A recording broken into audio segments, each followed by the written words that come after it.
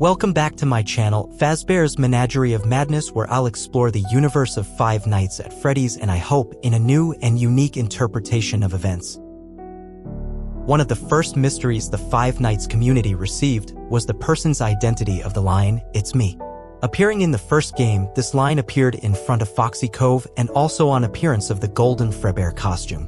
Fans were quick to assign Cassidy as the speaker once the Sister Eyes novel gave us the name of Susie's friend. Although I will of course take a different view on the topic and go and give my theory that Michael Brooks is that person and explain why. The character we play as in the first game, Michael Schmidt, has the mysterious task of looking over a seemingly abandoned restaurant while the animatronic characters from that restaurant still walk the halls. On such appearances by a golden bear called Fredbear. While the names of these characters will be given to us in later games and books, the bear will go on to being called Golden Freddy, a name reserved for a haunted version of the yellow bear costume. During the night, Mike, dressed as a security guard, will on occasion see in a hallucination the words, "It's me." This could either mean that Mike is aware of the identity of the soul who haunts the costume, or the soul is aware it is missing and is calling out for help. Guessing by Mike needing a minimum wage job, he is relatively young. He could have been only a child or teenager when the costume got haunted, too young to be involved in any nefarious acts that led to its haunting. The Fredbear costume was haunted in 1985 following the events of the story Into the Pit. At that time, Cassidy was gifted the head of Fredbear when the puppet placed it onto Cassidy's body. Michael Brooks would go on to haunt the body of the costume following Williams placing his body in the animatronic just prior to the police showing up.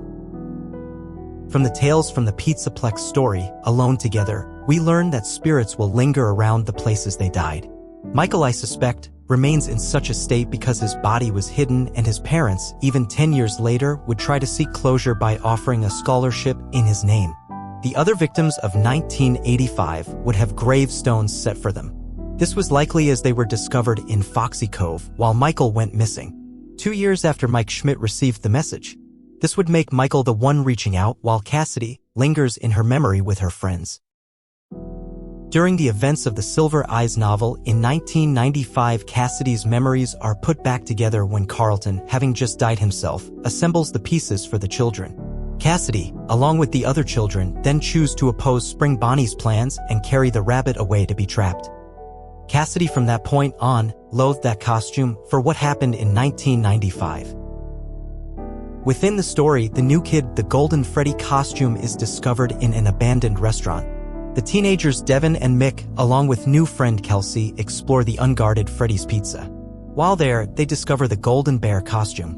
Kelsey agrees too easily to wear the costume only to get spring-locked without warning. The others flee, although Devin will return, and inside the suit he finds not his friend but instead a child.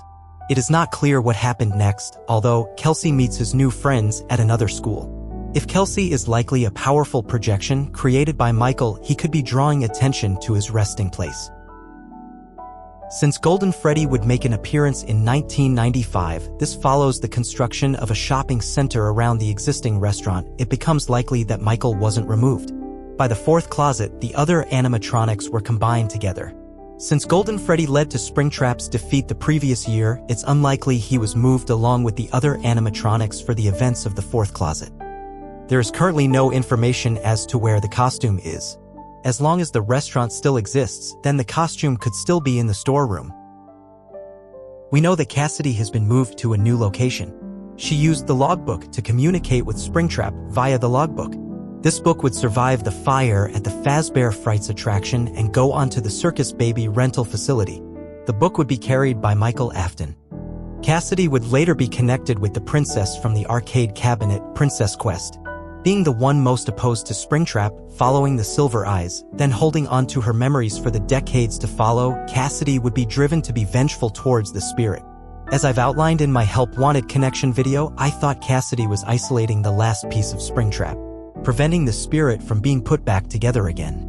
When Jeremy, the player, takes that power away, then Springtrap is released back to Vanny. From this interpretation, we get that Michael wanted to give his parents closure from the events of 1985. While seeking the attention of a security guard, Michael would continue to reach out in various ways. Moving past the perpetrators who did this to him and his friends, Michael was likely set free during the fire at the Fazbear Frights. The costume would also let Cassidy go. While Cassidy's purpose was not yet finished, Michael's story ends here. Thanks for staying with me till the end.